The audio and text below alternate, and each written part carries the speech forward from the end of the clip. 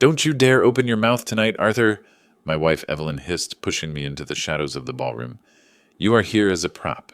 If you embarrass me in front of the new CEO, I will make sure you end up on the street with nothing. I stood silently in my cheap, ill-fitting suit while she adjusted her diamonds, waiting to pounce on the billionaire guest of honor. But as the CEO arrived, she walked right through my wife and stopped in front of me, grabbing my face with trembling hands. I finally found you, Arthur, she cried. I've been searching you for 30 years. My wife remained shocked. My name is Arthur, and I'm 50 years old. For 2 decades, I have been a prisoner in my own marriage. Evelyn controls the bank accounts, the house, and my life. She married me because I was manageable, and she has spent every day since reminding me how lucky I am that she tolerates a failure like me. The night of the gala was supposed to be Evelyn's big break. She needed to secure a contract with the new owner of the logistics firm she relied on. The air in the ballroom smelled of expensive perfume and anxiety. Evelyn was a wreck, fixing her diamonds every 30 seconds. Fix your tie, she snapped, pinching my arm hard enough to bruise. And for God's sake, don't speak. If you ruin this for me, Arthur, I will cut you off completely. I stood by the kitchen doors, looking at my scuffed shoes, wishing I could disappear. I felt small, worthless. Then the double doors swung open. The Iron Lady entered. She was elegant, powerful, radiating authority. Evelyn put on her best shark smile and stepped into her path. But as the woman got closer, my heart stopped.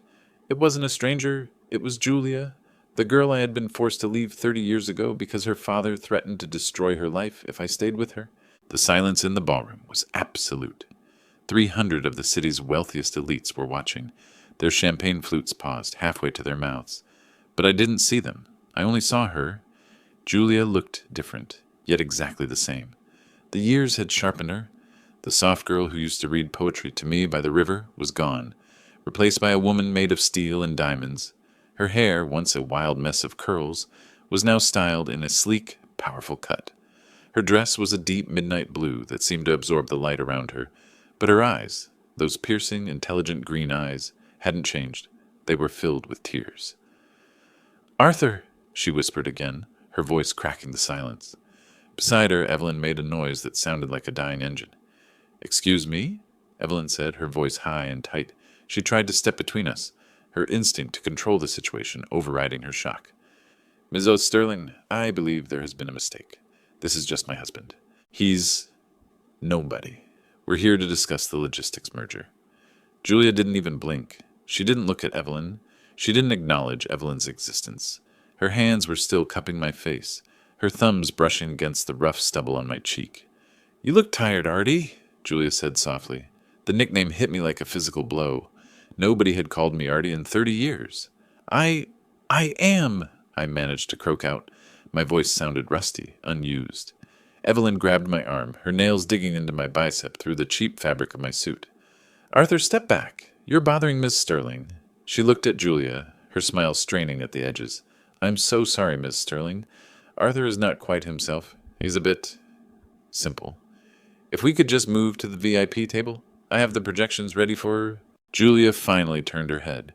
The movement was slow, predatory.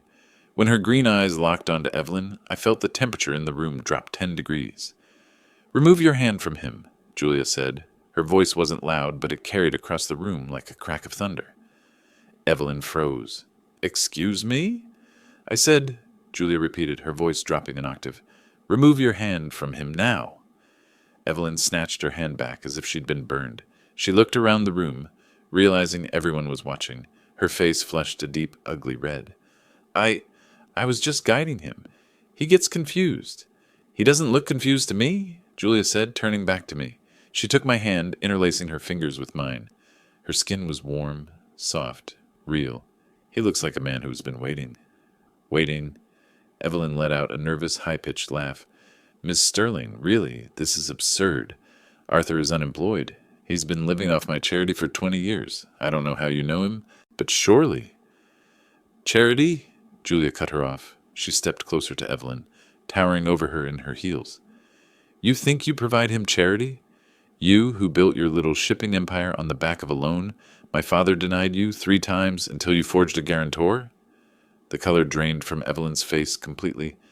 I don't know what you're talking about.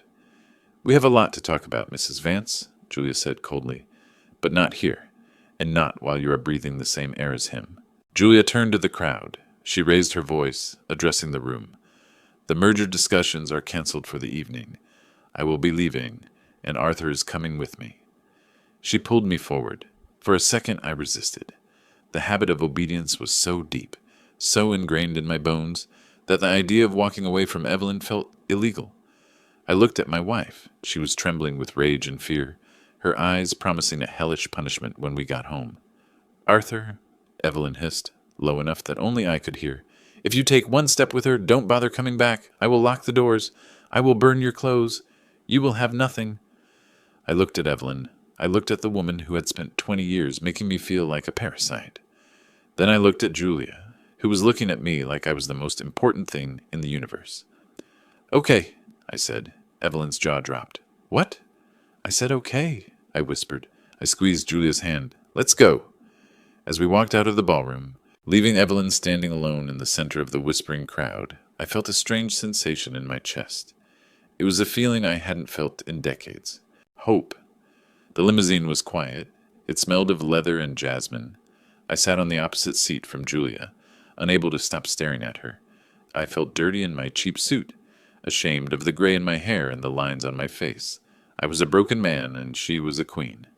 Drink, Julia said, pouring a glass of amber liquid from a crystal decanter. She handed it to me. It's the scotch you used to like. The cheap stuff, but aged 30 years.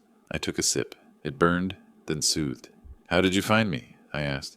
Julia sighed, leaning back and kicking off her heels. It wasn't easy. My father, he was thorough. When he forced you to leave, he didn't just threaten you. He scrubbed you. He paid people to bear your records. He wanted to make sure I could never trace you. He told me he'd frame my mother for embezzlement, I said, the old shame rising up. She was sick. She couldn't handle prison. I had to leave, Julia. I had no choice. I know, Julia said softly. I hated you for 5 years. I thought you took the money and ran. Then I found his journals after he died. She looked out the window at the passing city lights. He died 10 years ago. It took me that long to undo his mess, to take full control of the company, and to hire the investigators to find you. When they told me you were married to Evelyn Vance, I almost vomited. You know her? Julia laughed, a harsh, dry sound. Arthur, Evelyn isn't just a businesswoman. She's a vulture. My company has been tracking her for years. She cuts corners. She bullies subcontractors. She steals ideas. But I didn't know she had you. If I had known... Her hand tightened into a fist on her lap. I would have come sooner. She hates me, I admitted. She tells me every day. I'm her punching bag. It makes her feel powerful. Why did you stay? Julia asked. She wasn't judging. She was asking. I looked down at the scotch. After Mom died, I had nothing. I was working 3 jobs just to pay the debts Dad left behind. Evelyn offered me a way out. She paid the debts. In exchange, I managed her house, her life. I thought it was a partnership. By the time I realized it was slavery, I had no money, no friends, and nowhere to go. She made sure of that. She isolated me. Julia reached across the aisle and took my hand again. Her grip was iron strong. She didn't just isolate you, Arthur. She hid you. She knew. I frowned. Knew what? She knew who you were to me, Julia said. My investigators found the old correspondence. Evelyn applied for a job at my father's firm 30 years ago. She was rejected. She knew about us. She knew my father paid you off. When she found you later, broken and poor, she collected you like a trophy. Taking the man the sterling heiress loved and turning him into a servant, that was her ultimate victory over me. My blood ran cold. It wasn't just a bad marriage. It wasn't just bad luck. It was a game. Evelyn had been using me to get back at a woman she had never even met, a woman she envied. Every insult, every bruised arm, every humiliation was directed at Julia, through me. I want to go home, I said suddenly. Julia looked surprised. To her? Arthur, you don't have to... No, I said, sitting up straighter. The alcohol was buzzing in my blood, but my mind was clear. I need to go back. If I run away now, she wins. She keeps the house. She keeps my things. She keeps the narrative. What do you want to do? Julia asked, a dangerous spark lighting up her eyes. She said if I embarrassed her, I'd end up on the street, I said. She said I was a prop. I looked at Julia. I want to be the one who puts her on the street. Julia smiled. It was a terrifying, beautiful smile. Driver, she called out, take Mr. Vance home, and then call the legal team. Wake them up. The house was dark when the limo dropped me off. I walked up the driveway of the mansion I had cleaned for 20 years but never owned. The front door was locked, of course. I didn't knock. I walked around to the back, to the garden shed where I kept a spare key hidden under a loose brick. A secret Evelyn didn't know about because she never lowered herself to enter the garden unless it was to criticize the roses. I let myself into the kitchen. The silence of the house was heavy. I could hear Evelyn pacing upstairs in the master bedroom. The click-clack of her heels on the hardwood was frantic. I walked to the living room and sat in her favorite armchair, the one I was forbidden to sit in because my cheap clothes might ruin the fabric. I waited. 10 minutes later, she came down. She was still in her gala dress, but her hair was a mess and her mascara was running. She had a glass of wine in one hand and her phone in the other. She stopped dead when she saw me. You, she breathed. Her shock quickly turned to fury. She marched over and threw the wine in my face. The red liquid splashed over my eyes and dripped onto the white shirt. I didn't flinch. I just wiped my eyes slowly. How dare you come back here, she screamed. I told you if you humiliated me, you were done. Do you have any idea what you did? The deal is dead. Julia Sterling looked at me like I was dirt. You are dirt, Evelyn, I said calmly. She froze. I had never insulted her. Not once in 20 years. What did you say? She whispered. I know, I said. I know you knew about Julia. I know you married me to spite her.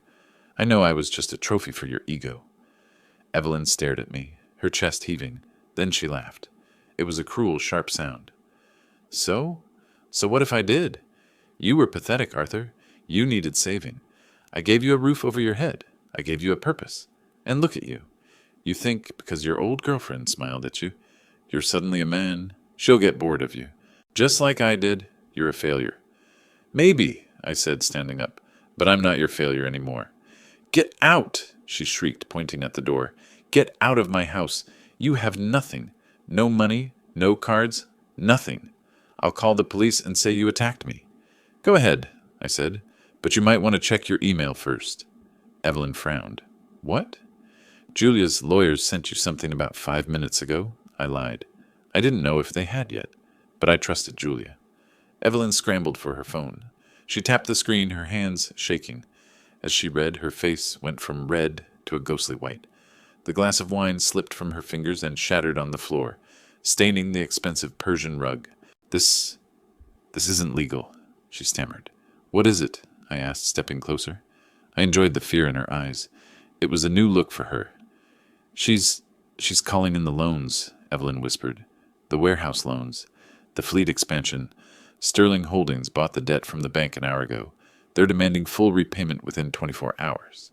Can you pay it? I asked, knowing the answer. Evelyn lived on credit.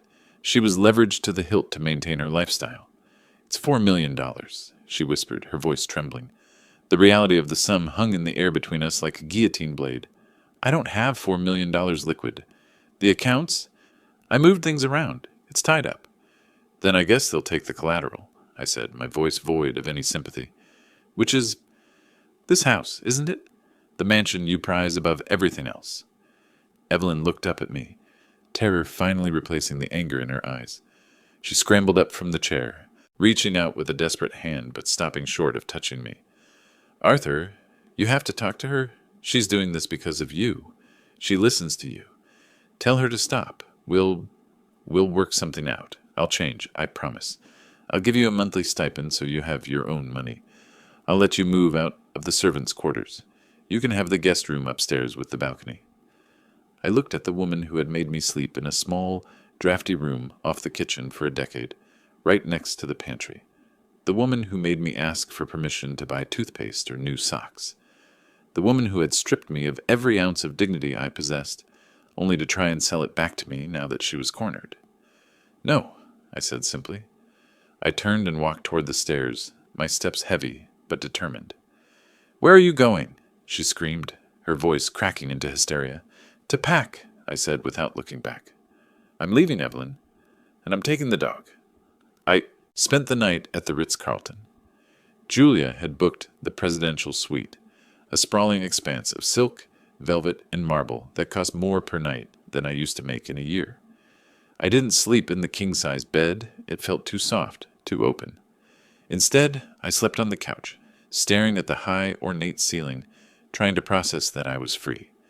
Every time I closed my eyes, I expected to hear Evelyn's bell summoning me. On the thick Persian rug, Buster, my old golden retriever, whom Evelyn constantly threatened to put down because he shed too much, snored happily, his belly full of room service steak. The next morning, a tailor arrived at 7 a.m. sharp. He worked in silence, pinning and tucking fabric with professional speed. By 8 a.m., I was staring at a stranger in the floor-to-length mirror. I was wearing a charcoal bespoke suit that cost more than my parents' house. It fit perfectly, hugging shoulders I had learned to hunch into feet. I straightened my spine.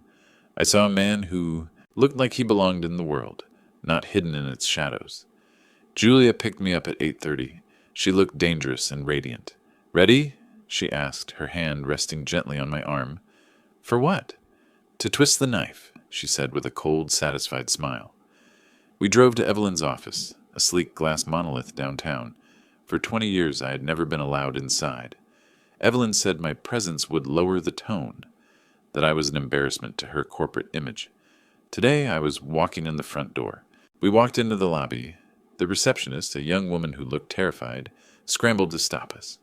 "Ms. Sterling, you can't just go up. Mrs. Vance is in a closed session." "I own the building's mortgage as of this morning," Julia said without breaking stride, her heels clicking rhythmically on the marble. "I can go wherever I want."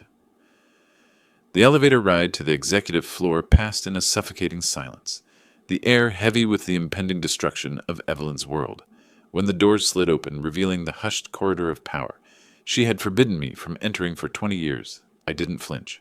We marched straight to the conference room, kicking the heavy double doors open, with a crash that shattered the quiet. Evelyn was seated at the head of the long mahogany table, attempting to hold court with her board. She looked destroyed, haggard, pale, and trembling.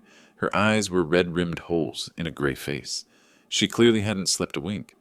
When she looked up and saw me, clean, groomed, and dressed in a suit that cost more than her car, standing shoulder to shoulder with the woman she hated most, her eyes widened in absolute shock. "Security!" she shouted, leaping from her chair, her voice cracking with desperation. "Get them out! This is private property. You have no right to be here." "Sit down, Evelyn," Julia said, her voice dropping to a terrifyingly calm command. She walked to the other end of the table, ignoring Evelyn's screaming, and threw a thick leather-bound folder onto the polished wood. It landed with the heavy thud of a gavel. "Gentlemen," she said to the stunned room, "Mrs. Vance has omitted some critical facts about the current liquidity crisis of Vance Logistics." The board members, a group of old men in gray suits who had enabled her for years, looked between the disheveled Evelyn and the imposing Julia, sensing the shift in power. "Who is this?" one of the gray-haired board members asked, adjusting his spectacles and looking down his nose at me. Julia didn't blink. She commanded the room with a terrifying stillness. "I am Julia Sterling," she announced, her voice echoing off the glass walls of the conference room, "and I am the new majority creditor of this company. And this," she gestured to me with a sweeping, respectful motion, "is Arthur Vance, your new forensic consultant." Evelyn let out a sharp, incredulous laugh that grated against the silence. She looked at the board, her eyes wide with manufactured amusement, trying to rally them to her side. "Arthur?" she scoffed, pointing a manicured finger at me. "He's a house husband. He cleans toilets and walks the dog. He doesn't know a spreadsheet from a grocery list. He's barely literate in business." I stepped forward. The old Arthur would have shrunk away, apologizing for his existence. The new Arthur, fueled by 30 years of suppressed rage and the warmth of Julia's belief, straightened his tie. "Actually," I said, my voice steady and cold, cutting through her hysterics, "I handled your household accounts for 20 years, Evelyn. I noticed the patterns. I know you funnel company money into your personal offshore accounts in the Caymans to avoid taxes. I know you hide the expenses for your Bentleys, your diamonds, and your trips to Saint-Tropez under the Equipment Maintenance Fund. You call it structural depreciation in the ledger, but we both know it's just theft." The room erupted in gasps.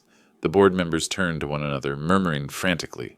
Evelyn stood up so fast her heavy leather chair toppled backward with a deafening crash. Her face was a mask of panic. "You liar! You prove it! You're just a bitter, pathetic man!" I reached into my jacket pocket and pulled out a silver flash drive. It felt heavy in my hand, the weight of my freedom. "I backed up your home computer before I left last night. The hidden partition you thought was secure? The password was your birthday. It's all here. The invoices, the fake vendors, the wire transfers to Vance Shell Corp." I slid the drive down the long mahogany table. It spun, hissing against the wood, and stopped perfectly in front of the chairman of the board. Evelyn looked at the drive, then at me. The arrogance evaporated, leaving behind a naked, trembling fear. Her face crumpled, the years of superiority dissolving into desperation. "Arthur, please," she stammered, her voice dropping to a whimper. "Don't do this. We're family. I took you in when you had nothing." "Family?" I asked, leaning over the table, my voice rising. "Family doesn't tell their husband he's worthless every day. Family doesn't threaten to throw them on the street for speaking. You didn't take me in, Evelyn. You took me hostage." I looked at the board members, seeing the dawn of realization on their faces. "If you check the drive, you'll see she's been stealing from you for 5 years. She's the reason the stock is down. She's the leak." The chairman plugged the drive into his laptop. A silence stretched out, thick and suffocating, broken only by the clicking of keys. Evelyn held her breath, looking like she might faint. Then the chairman looked up at Evelyn with pure, unadulterated disgust. "Evelyn," he said, closing the laptop with a snap, "you're fired, effective immediately, and we will be contacting the authorities." Evelyn made a sound like a wounded animal, a high, keening whimper that turned into a snarl. She looked at me, her eyes filled with a hate so black it felt like a physical blow. "I will destroy you." "You already tried," I said, looking her dead in the eye. "You failed." Julia placed a warm, grounding hand on my shoulder. "Come on, Arthur. We have a lunch reservation." As we walked out, the sound of Evelyn screaming, a primal, shattering shriek of ruin, echoed behind us. It was the sweetest sound I had ever heard. The next week was a blur of chaotic vindication. The news of Evelyn's embezzlement scandal hit the papers like a bomb. She was disgraced, her face plastered on every tabloid as the queen of greed. The police raided the mansion, stripping it of the art and furniture I had spent years dusting. Her assets were frozen. Her world was dismantled brick by brick. But I knew Evelyn wasn't done. She was a fighter, a cornered rat with nothing left to lose. I was staying at Julia's penthouse, a fortress of glass and steel high above the city. It was a different world. No yelling, no tension, just peace. But I couldn't relax. Every shadow looked like a threat. I kept waiting for the other shoe to drop. I kept waiting for Evelyn to strike back. It happened on a Tuesday. I was walking Buster in the park, the morning mist still clinging to the grass. It was quiet, peaceful. Then a black van screeched up onto the curb, shattering the silence. 2 men in balaclavas jumped out. I didn't have time to run. They were on me instantly. I swung my fist, connecting with a jaw, but they were too strong. They grabbed me, throwing a heavy canvas bag over my head. I felt a sharp, stinging pain in my neck, a needle. The world spun violently. My legs turned to jelly, then darkness. When I woke up, my head was pounding like a drum. I was tied to a chair with zip, ties that bit into my wrists. The air smelled of mold, rust, and damp rot. The bag was yanked off my head, blinding me with a sudden harsh light. Evelyn was standing there. She looked like a wraith. Her hair, usually perfectly coiffed, was greasy and matted against her skull. Her clothes were torn and stained. She was holding a gun, her hand shaking violently. "You took everything," she whispered, her voice a broken rasp. She was shaking, vibrating with madness. "My company, my house, my reputation." "You did that to yourself," I said, my voice hoarse, scraping against a throat dry from fear and dehydration. I looked at her, really looked at her, and realized that for the first time in 20 years, I wasn't afraid of the woman standing before me. I only felt a deep, hollowing pity. "I gave you a life," she screamed, the sound tearing through the damp air of the warehouse. She jabbed the gun toward my face, her hand trembling so violently I thought it might go off by accident. "You were nothing. A depressed, broke nobody bearing a mother who didn't even know your name anymore. I saved you. I plucked you from the gutter." "You enslaved me," I spat back, the words tasting bitter but clean. You didn't see a partner, Evelyn. You saw a victim. You saw a vulnerable man you could exploit, someone who was too broken to fight back. You fed on my gratitude until there was nothing left but obedience. You're a monster. Her face twisted, a mask of pure, unadulterated malice. She cocked the hammer of the gun.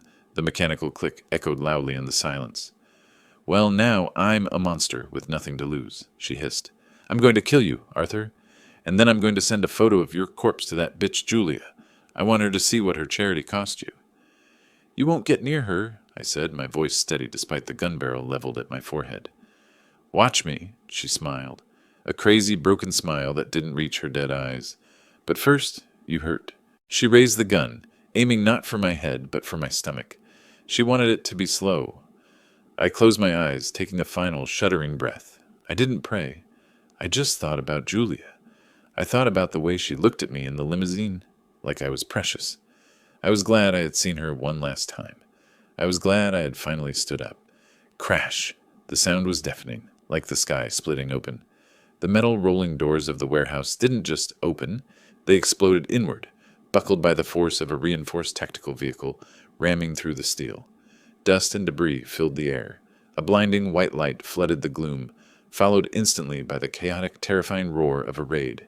A SWAT team poured through the breach like a black tide, red laser sights cutting through the dust like lightsabers. Drop the weapon, federal agents! Drop it now! A voice boomed, amplified and terrifying. Evelyn spun around, startled out of her madness. In the confusion, her finger jerked on the trigger. She fired. The gun went off with a deafening crack. The bullet went wide, chipping the concrete floor inches from my left foot, spraying stone shrapnel against my shin. 2 precise shots rang out from the police line. Evelyn dropped the gun instantly, clutching her right shoulder, screaming as the force of the impact spun her around and dropped her to the dirty floor. The warehouse was filled with shouting, the stomping of boots, and the smell of cordite. But through the chaos, a figure walked in. Behind the wall of police shields, Julia entered. She was wearing a heavy Kevlar vest over her silk blouse, her hair pulled back. She looked terrifying. She looked like a goddess of war.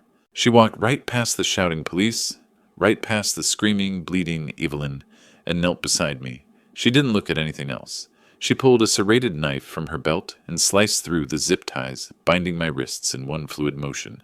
Are you okay? She asked, her voice trembling slightly, her hands immediately checking my face, my neck. I'm okay, I said, rubbing the red welts on my wrists, trying to stop shaking. How did you find me? I put a tracker in your watch, she said, tapping the face of the cheap digital Casio I had worn for a decade.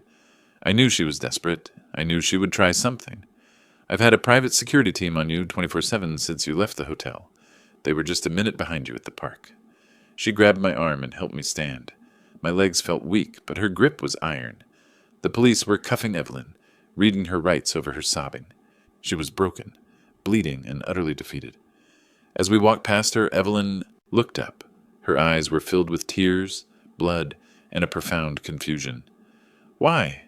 Evelyn whimpered, her voice small. Why do you care about him so much? He's weak. He's a nobody.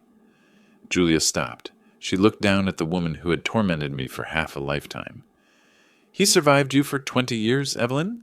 Julia said, her voice cold and hard as diamond. He kept his kindness when you tried to beat it out of him. He's the strongest man I know. Julia turned to the lead officer. Take her away. Make sure she never sees daylight again. 6 months later. I stood on the stone balcony of a villa in Tuscany. The sun was setting, dipping below the rolling hills, and painting the sky in vibrant shades of gold, violet, and burning orange. The air was warm and smelled of rosemary, lemons, and damp earth. I lifted a glass of wine to my lips. It was a vintage Barolo, rich and complex. Real wine, not the vinegar Evelyn used to buy to save money while she hoarded millions. I took a sip, letting the taste wash away the phantom memory of the warehouse's metallic stench. Julia walked out, onto the balcony behind me. She was barefoot, wearing a simple white linen dress that caught the breeze. She looked relaxed, younger. The Iron Lady armor was gone, replaced by the woman I had loved 30 years ago, the woman who used to read poetry by the river. What are you thinking about? She asked, wrapping her arms around my waist and resting her chin on my shoulder. I looked out at the vineyard, at the life that lay ahead of us. I was thinking about the gala, I said softly. About being a prop. You were never a prop to me, she said, tightening her hug. You were the only thing in that room that mattered. I know. I turned in her arms to face her. The golden light illuminated her green eyes. I finally know who I am. And who is that? She smiled. I'm Arthur, I said. Just Arthur. And that, she kissed me, is enough. Evelyn was in prison, serving a 20-year sentence for embezzlement, kidnapping, and attempted murder. I visited her once just before we left for Italy. She was sitting behind the glass, looking old and small. She tried to yell at me, tried to give me orders. She told me my tie was crooked. I didn't say anything. I just fixed my tie, smiled at her, and walked away. I didn't look back. The darkness was gone. The revenge was complete. But the best revenge wasn't seeing her in prison. It wasn't taking her money. The best revenge was standing here, in the Italian sun, being happy. Ready for dinner? Julia asked. I'm starving, I said. We walked back inside, leaving the ghosts of the past in the shadows where they belonged.